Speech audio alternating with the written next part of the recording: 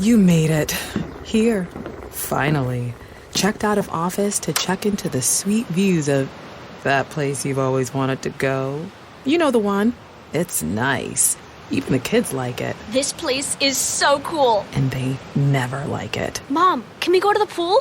Look at that. Not even asking for the Wi-Fi.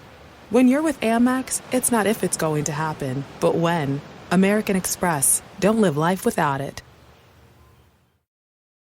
Target has Laundry Day covered because they offer a great selection of concentrated Tide Pods to help with all your laundry needs. Tide Pods clean, freshen, and help rejuvenate your clothes with odor fighters and stain removers. Did you know Tide Pods clean better than the leading liquid bargain detergent? Tide Pods are powerful enough to make your whites white and your brights bright, even in cold water. Just toss in 1 Tide Pod for small loads, 2 for medium, 3 for large. It's that easy. For great value and convenient pickup options, get Tide Pods today at Target.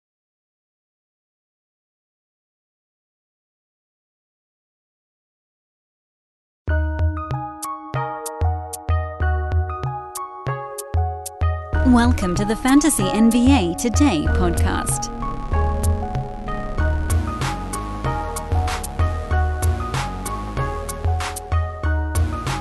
Not one, but 2 days in a row of NBA draft coverage on Fantasy NBA Today. I know it's as crazy as it sounds, but we're doing it.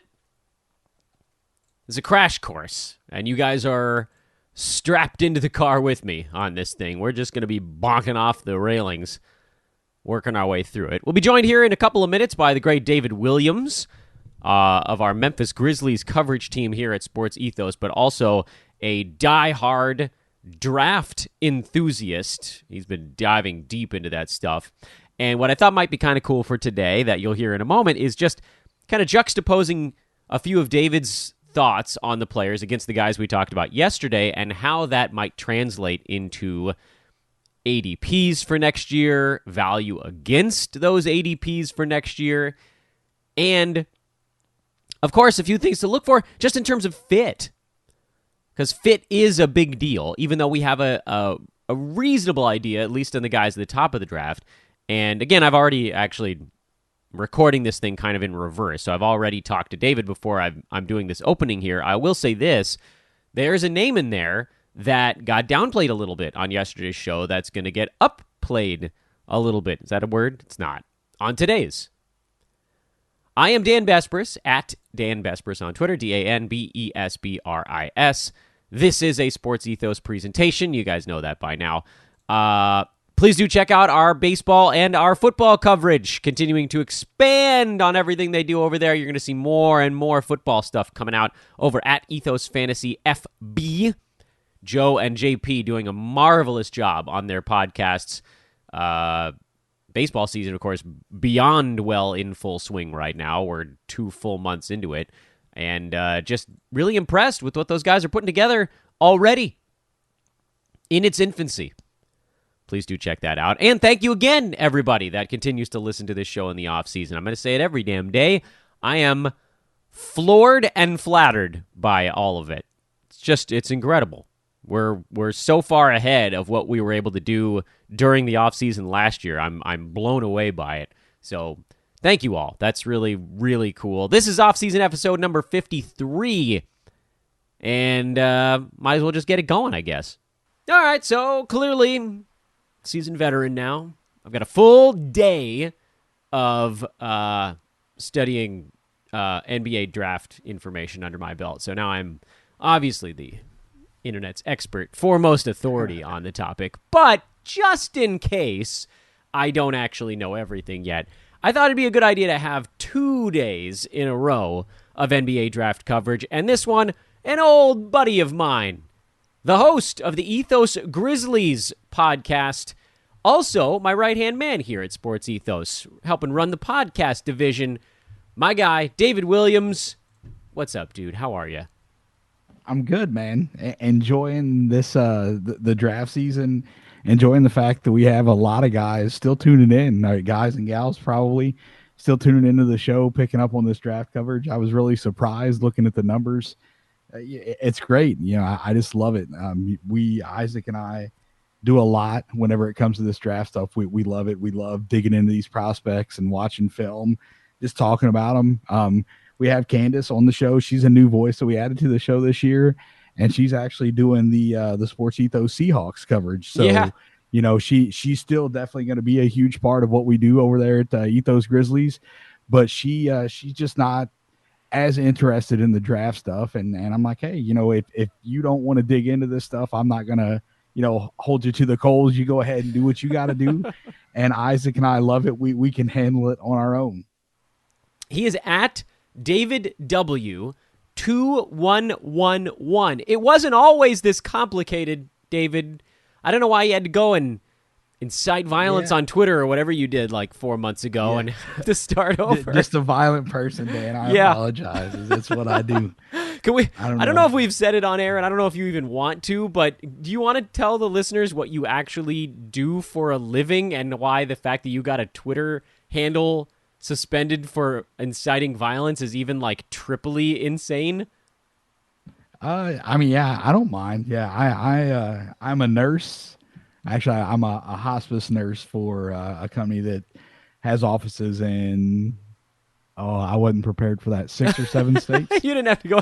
I was just going to say, like, your duty is to help create levels of comfort for humans, and you got a Twitter handle knocked off for inciting. I mean, it's just like the most idiotic thing ever. But if you knew David before and wondered where the hell he disappeared to, it's because Twitter's bots of approval decided that it wasn't right, and so poor guy had to start over. Again, it's David W2111. If that's too annoying to remember, you could just follow at Ethos Grizzlies, and then you'll be tagged in all the stuff that goes out over there. But like before we even get into the draft stuff, I gotta give you some love, man. You guys, you and Isaac and Candace, who again has now branched off to handle some football coverage. You guys built this Grizzlies coverage up from nothing, and now you're in arena at times covering the team. You're on the press calls. This is like, and I'm using this, by the way, as a segue to recruit for Sports Ethos, because you guys have done all this stuff the right way. You created connections in the industry, and now you are industry voices for the Memphis Grizzlies. It's just so damn cool, man. I'm so proud of you. Congratulations on all the success of the show and yourself. Man, I appreciate it. It's been tough. It's a lot of work. COVID hit, and it almost done me in. Like I started the show with a different co-host, and life happens. He wasn't able to continue with me. I just kept on grinding. Luckily, made the relationship with Isaac. He came on as a guest, and I just kind of reached out to him one time, and I was like, "Hey, man, do you want to come on? Do you want to do this regularly?" And he's like, "Sure." And I cannot give him enough praise of how great of a catch that was for the show. A lot of great insight from him. He does a lot of work, and he has helped me grow. He has radio experience in the Memphis market, so I've learned a lot from him, and it's been great. It's been fun to watch it grow. Always loved the Grizzlies. Been a season ticket holder for a little while, and it just kind of, it's opened up a lot of doors that I never thought that I'd be able to walk through, and got to see a lot of stuff up close and personal that I never expected. But here we are, and I'm loving every minute of it, man. I still, the first time I got to go, and I hate to go long, I know that you don't have a very wide window here, but no, this is good. I love these types of stories. It's off season time, man. Everybody's just ready to chill and relax, and so you got to hit us with it. I don't want you to get yelled at, though, man. You guys weren't talking about fantasy. We'll get there, I promise. But the first time, I know the negative review is coming. Yeah. First time I had in-person interview access, and with COVID, it's been super weird. The NBA was requiring you to be fully vaccinated. You had to turn in the proof of all of that. So you go in and you're fully masked up, and we're standing there, and DeAnthony Melton. This was oh my, before game one of this year, we were standing there, and Melton is the guy that we were interviewing. And all of a sudden, I feel somebody tap me on the shoulder, and they're like, "Ask him why he got lined up today. Ask him why he got lined up today." And I immediately recognize the voice, so I know who it is. And I turn around, and Ja Moran is standing right over my left shoulder. Incredible! It was so hard not to fanboy, right? Like you're a member of the media now, you got to be respectful to the guys and all that. But never in my life did I expect that I'd be standing there and Ja Morant is tapping me on my shoulder, but there it was. And it's been great. Had a lot of opportunities to meet people that work in the industry, a lot of other great media people, and it's been great. I can't wait to see where it goes from here. If you guys would like to do this, give us a holler at Dan Bespris on Twitter. That's the easiest way. You can also email roster@sportsethos.com. You would actually be working with David if this was your cup of tea. He can show you what he's done. He's now walked the path, and we'd love to have you do it. We have a lot of teams that are not covered right now, and again, we've branched out into baseball and football as well, so there's a lot of opportunity here at Sports Ethos. Perfect time to get going on it because we actually have time to help because the basketball season isn't going right now. Well, I mean, draft season will be over in a minute here. So let's dive into the basketball stuff. Yesterday, and the joke I wanted to make here kind of at the outset is like, okay, on yesterday's show, I didn't know anything, and now obviously I know everything. I don't. I talked to the marvelous William Harris yesterday on the podcast, and he threw some names out and what he thought they might do at the NBA level. David, you are sort of a more traditional NBA redraft fantasy guy. I don't think people know this about you. They know you as the Grizzlies dude, but you're actually really damn good at fantasy sports. I've been going back in my head back and forth all day on the right way to format these questions for you, but I kind of want to tie it into what William and I talked about yesterday.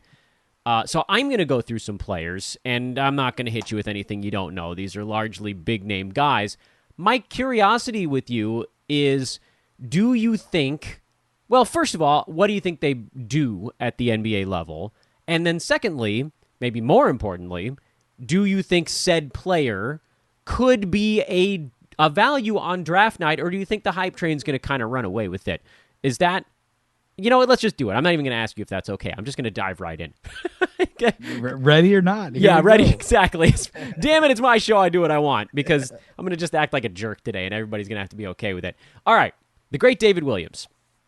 We'll just start at the top. The first name that William threw out yesterday is the guy who's likely to go first in the draft to Orlando, and that's Jabari Smith. Mike, I screwed up the last name there. I thought you knew everything. I know. I thought you had it under control. What's going on? Not even going to edit that out. Just going to leave that in there. So the thought there was, fit shouldn't be a problem wherever he goes. Obviously, your number one pick's going to get to play a whole bunch of basketball. But is this a guy, David, first again, how do you think he handles year one at the NBA? Can the field goal percent be improved over what it was at college? Because, we talked a bit yesterday about his three-point shooting, which was very good. And then, is there any universe where someone going first in the draft could still be better than where they get drafted? Your favorite band's about to play a sold-out show, and you definitely got tickets. And drinks. Now hurry and make it back to your spot. Past this person and that person, about 20 more. Ooh, watch out for feet. Hey! Just keep going. A little further. Oh, there's your friend. Over here! Right where you want to be. Close enough to see the set list. And they're definitely playing your song. When you're with Amex, it's not if it's going to happen, but when. American Express. Don't live life without it. Introducing Under Armour's Infinity High Sports Bra. Its ergonomic design is molded to support the natural movement of your body. With cord-out padding, the better breathability eliminates extra bulk without sacrificing support. And quick-dry padding is Under Armour's fastest-drying padding yet. When you're lifting heavy, running fast, and pushing yourself further than ever before, you need a bra that will help you go that extra mile and make you feel your best. Shop the Infinity High Sports Bra now at UA.com. Man, that's it's a loaded question, honestly, because I don't know what the hype train is going to do with him. And just from the last couple years, number one overall picks have kind of, I was trying to remember Anthony Edwards, I believe, because, the pre-draft stuff with him was a little bit weird. And he was all like, basketball is not really my top sport. Yeah, even I remember that. So there was some concern with him. So he fell a little bit. And then he ended up, I don't remember where he finished that year. I didn't look it up because I didn't plan on talking about him. But, Cade Cunningham, he had the hype. And I think that he was going with like right around the 100 mark this year, somewhere in the, like 90 to 100. Yeah, about a 90. I think that's right. Yeah, and then he ended up finishing like just out by totals, just outside of the top 100. So Pretty you close, didn't really actually. you didn't get value from him, but you didn't really get beat over the head. With Jabari, what you said was perfect. He can go whichever team drafts him. If he doesn't go number one, he's the type of player that he can plug in anywhere. He's going to play. The fit doesn't matter. He doesn't have to have the ball in his hands to be effective. He's a great shooter. And I really do expect to see his field goal percentage improve in the NBA because of the spacing. He's going to have a lot more time to get his shot off.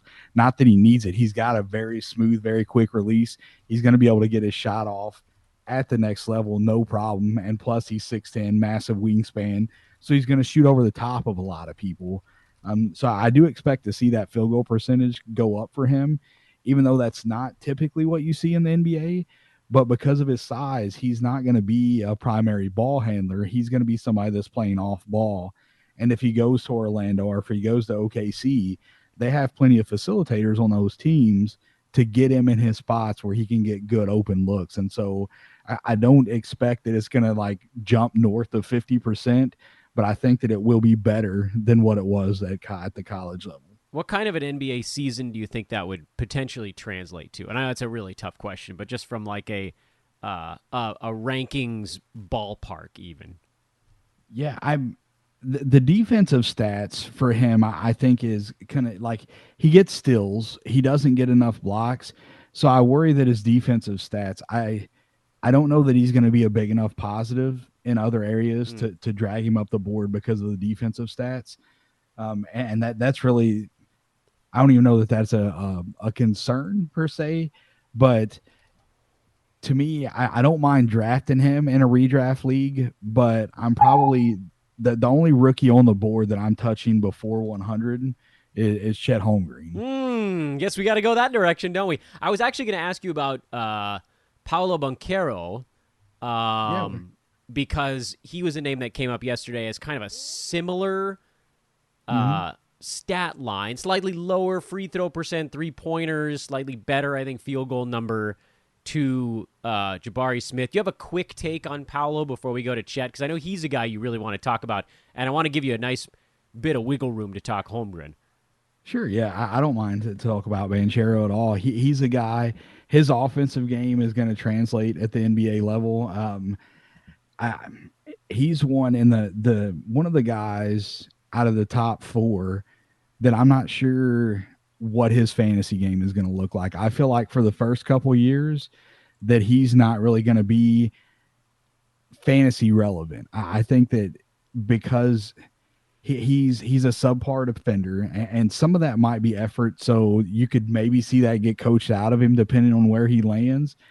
But he takes plays off on the defensive end, and depending on who his coach is, that may affect his playing time. You know, if he goes to a place, you know, if he goes to Houston, they don't really have any like big name elite defenders down there anyway, so they're going to be playing to lose. So it may not be an issue, but he's going to be able to score the basketball. He's going to rebound well. His field goal percentage is going to be pretty good. As a big man, I think that his free throw percentage is going to be okay. I didn't have his stats down. I don't remember what he shot from the free throw line. I think it was like 71 or 72 when I looked it up yesterday, something like that. So, you know, as a guy that's playing the four, that's not an awful free throw percentage. And I don't know that he's going to get to the line enough to really tank your percentages. But I worry about him turning the ball over. I worry about the defensive stats with him because, you know, it's typically when you're playing fantasy, you're looking at 9 categories if you want to win, unless you're in a punt build, obviously, and then that makes a difference. But I'm far from an expert on that. I tried to do a punt build this last season and completely whiffed, and it finished, I think, last in that league. Actually, it was pretty bad. I was trying to recover, and I whiffed on the build so bad it was terrible. So, yeah, I think that he can be effective offensively, but I think that he's just a guy he doesn't have the same game as Ja Morant. So when I make this comparison, 2 completely different players, but Ja Morant in his first 2 years was far better real life basketball player than he was fantasy. He just, where did he finish his second year? Like, he finished outside of the top 150 in year 2, and his numbers look, good. You look at the numbers, he's got the big counting stats, but the other stuff kind of drug him down. And I think you'll see that from Banchero. Okay. So I know you got your guy here, and I want to give you the breathing room to discuss Chet Holmgren, because the big fear, and again, by the way, the name that popped in my head when you were talking about Paulo was Jalen Suggs, as like a athletic, going to have issues with turnovers, percentages are not set in stone, doesn't shoot the three ball, all that. I might be off base there, just from a numbers standpoint, not necessarily an actual physical NBA game. But over to Chet. What I learned about him on yesterday's show from William is that he is very tall and not that heavy. But it also sounds like, I finally, after doing that show, I sort of scoured my Twitter, and instead of just ignoring all of the draft tweets, I actually looked at them, and it does seem like the Thunder are pretty keyed in on Holmgren. Did I read those tweets right? And is that the best possible spot for him? Because they really don't have any centers they trust on that team.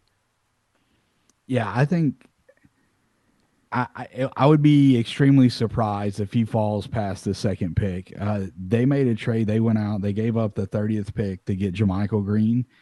JaMychal Green is a bruiser. He's a 4. Sometimes he will play the 5, but he's the type of guy that you need to play next to Chet Holmgren. JaMychal Green can guard the majority of the 5s in the league, and Chet Holmgren, because of his frame, that's going to be a struggle for him. Rookies tend to struggle with the physicality of the league when they come in anyway, and because of Chet's frame, that is going to be a concern. But I think a lot of people overlook the fact that, Chet does a lot of things at an elite level, and we haven't really seen anybody with his skill set and his size. So, the combination of the two, you hear that I hate the term because it gets thrown around very loosely, but unicorn. And Chet has that. He was like 61% from the field, 39% from 3, 72% from the free throw line, and 3.7 blocks per game. Yeah, that's nuts. I don't expect him to be a 4 blocks per game guy in the league, but blocks come at a premium, and you can carry yourself up a board if you have a high level of blocks. Miles Turner always finishes pretty high because of the number of blocks that he gets, and the rest of his game is fairly friendly. But I think that Chet has some stuff that we didn't get to see at Gonzaga that he will unlock at the next level, and maybe not necessarily in year 1, but I have enough faith in his defensive stats that I think that if you can get him around the 80 range, I think that you're going to get value out of him. Do you think he profiles fantasy-wise like Miles Turner, as someone that like drifts away from the basket a little bit on the offensive side, or do you think he ends up playing closer, maybe down the line, maybe not so much this year? I'm way out of my comfort zone here, so I don't know how this stuff tends to translate from a timeline perspective, but Miles Turner is generally in that like 12 to 14 point range, 6 to 8 rebounds. He's not going nuts with either of those, but a 3.5, 2 to 3 blocks per game, decent percentages, low turnovers. That does seem like maybe the kind of thing you could set as a target for someone who blocked almost 4 shots a game in college. Maybe the question should be, how long does it take to get to a place where you can trust him to play 25 or more minutes per ball game? Yeah, and that's going to be he hasn't really had big health issues. Like, he was healthy at Gonzaga. He played prep, and I realize the level of competition is different from, the West Coast Conference, playing prep ball and then getting to the NBA. But Chet's super competitive, and he is a guy that even like at every level he's been in there, and he's been playing physical with the people that were at his level. And yeah, it's a step up to the league, but I don't think that it's going to be such a step that he can't handle it. I really do think that you could see him in that same stat range as Miles Turner. I think that you may get some more assists from Chet because he is a very, very good passer. And as the fourth option, as far as playmaking at Gonzaga, he averaged 2 assists a game this year. And that's something that I think when teams try to harass him and they try to, just like bully him around, he's going to be able to pass out of that stuff and he's going to find guys. So I feel like he has another level, like, where Miles Turner tends to finish very well because of the number of blocks that he has. I think you could see similar numbers in blocks from Chet, but you may see quite a few more assists from Chet to help him climb up the board even higher. Is he the guy of everybody in this draft that you feel most confident beats his ADP? I mean, there's a lot of time. We can do a redux on that in September when you see what hype trains look like. But right now, does he feel like a guy to you that has that profile? Because people do look down on the conference he played in. People do look down on his stature, or is he just someone that you like a fair amount? I think that he can. I would be comfortable taking him around the 80 mark. I think that he can outperform that just because of the defensive stats. He's not going to be a primary. He can handle the ball, but he's not going to be a primary ball handler. So his turnovers are going to be low. You're not going to have to worry about that. 72% from the line is a big man that's serviceable. Like I can deal with that. That's much better than say, Jakob Poeltl at 50% or whatever he was this year, or Miles Plumlee. Which, by the way, on the Poeltl front, he was at like 39% for the first 2 months. So he pulled it up a little bit. So that's something that I wonder what's going to happen with him. If he gets above 80, like if he's getting drafted before 80, if you see him climb into the 60s, I don't know that I trust any rookie to take them that high. If you go back and you look at the rookies and where they finish, you have a few that finish inside the top 80. You have 4 by totals. Herb Jones finished at 40, Scotty Barnes at 46, Franz Wagner at 55, and then Mobley at 67.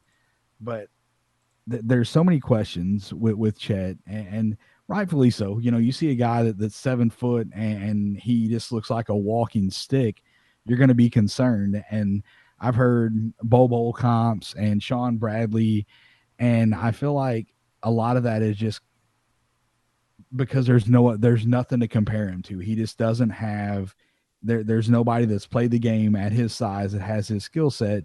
So there's not a true player to player comparison for him. And so that, like when you're looking at Sean Bradley, the only comparison between Bradley and Holmgren is the frame. Bradley was like 7'7" and weighed like 105 pounds soaking wet. And that's kind of what Chet is. He's not 7'7", but he's very, very skinny. And so you worry about, what he's going to be able to do in the league.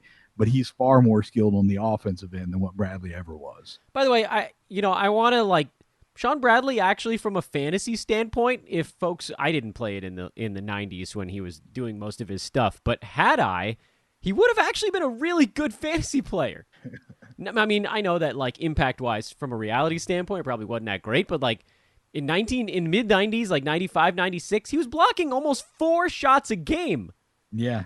Yes, he is 7'7", and I get it. Chet's not that, but I wanted to give Sean Bradley a little bit of love because he does get made fun of a lot, but there was a long stretch there where he was among the league leaders in blocked shots, which, me and you, man, we play a lot of roto. That would have been pretty damn useful almost 30 years ago. Yeah, 4 shots a game. Yeah, you could almost not worry about it drafting anybody else, and he'll get you enough to get the points that you need. That's the one thing I learned a lot this year in roto, and I'd always kind of questioned if you could really play a punt strategy in roto and see it work. And there were a couple stats this year. I didn't win the league. I finished second, but there were a couple stats where I was essentially punting. I finished, other than the few teams that kind of, they faded away and stopped setting their lineups. Right. I finished near the bottom in a couple stats and still finished second in the league. And had I not, maybe I would have ended up winning the league. But yeah, I think that you can implement a punt strategy. Maybe not as strong as what you can in a head-to-head league, but you can avoid certain stats in a roto format and still have success. And I never, prior to this year, I never tried it, and I didn't intentionally do it this year. It's just kind of how it went down. All right, I got 2 questions for you before I let you go. First is on Jaden Ivey, because all that I'm seeing and hearing there, and again, people know me, I don't know much, is that this is the like big swing kind of guy. Could end up superstar, could end up flame out, could be a fit issue where he goes, what team takes him. Is he the prototypical, like, maybe don't draft him and try to get a guy like that in January before he takes off kind of guy? Because that's the feeling I'm getting from all that I'm like reading about him and looking at his numbers from college. Real life basketball, Jaden Ivey is probably my second overall prospect in this draft. I feel like he is going to have success at the NBA level, but fantasy wise, I'm just going to avoid him. I don't think year one, if you go back and you look at Jaden Ivey's college career, he stayed at Purdue, and then you saw a massive leap. His first year wasn't all that great. You see a massive leap from him coming into this year. And a lot of things change. He's extremely fast with the ball. He can get up and down the floor quick, explosive. He shoots the ball well. There's a lot of positives, and he could completely make me wrong in avoiding him. But Jalen Suggs was a guy that was really good at the college level, and the speed of the game of the NBA gave him issues, and he was not able to really adjust. Jalen Green was another guy that the majority of year one he struggled, and then what was it, like the last month and a half, you really saw him turn it around.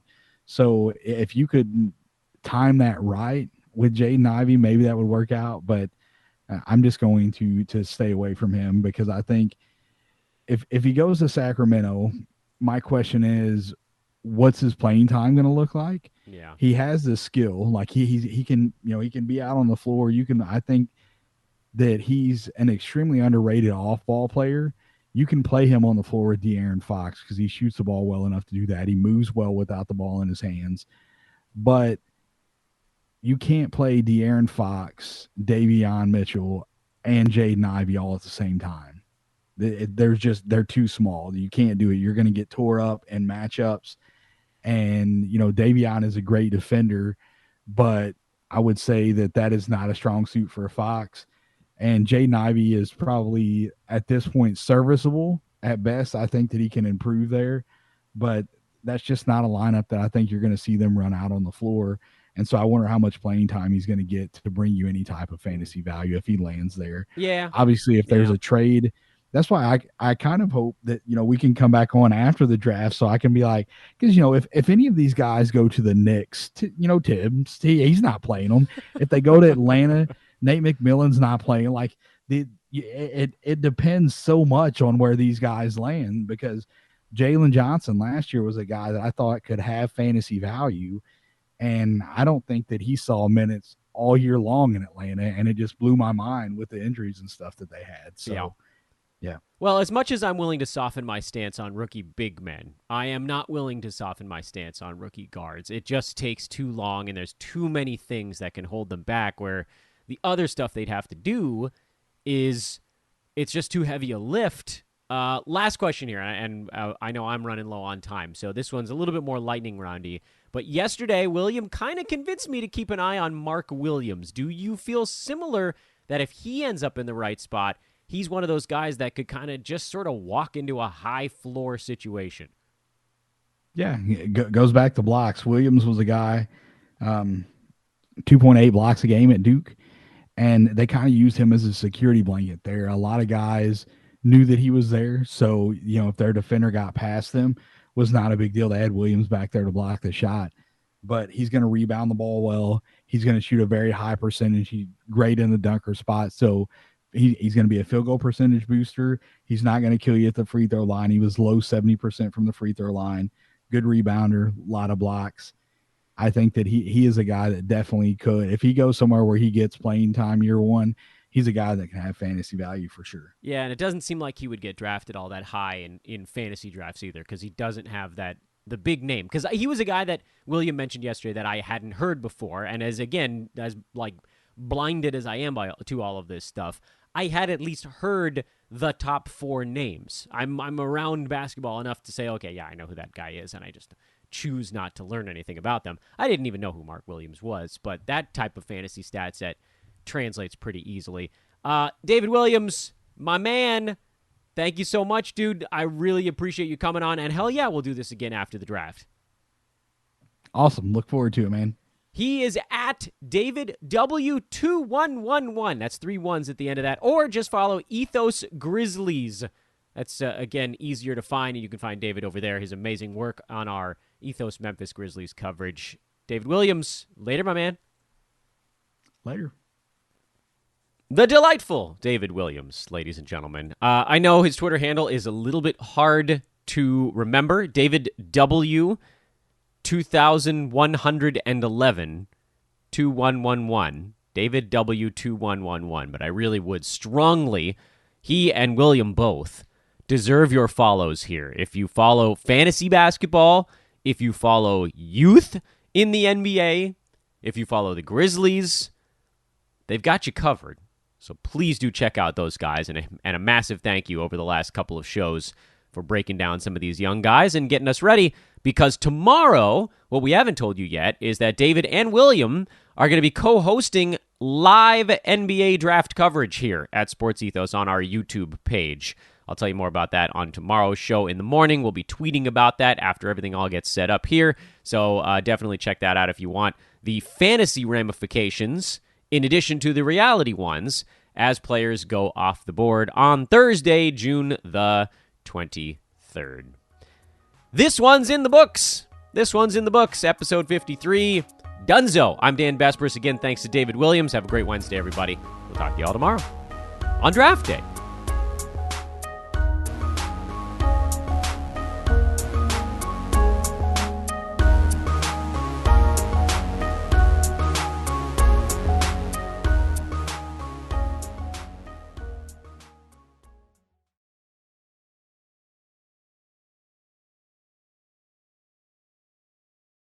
What's that place you've always wanted to try? Well, you're there, sharing plates with... Just one bite. Or on second thought, maybe not sharing. It's that good. When you're with Amex, it's not if it's going to happen, but when. American Express. Don't live life without it.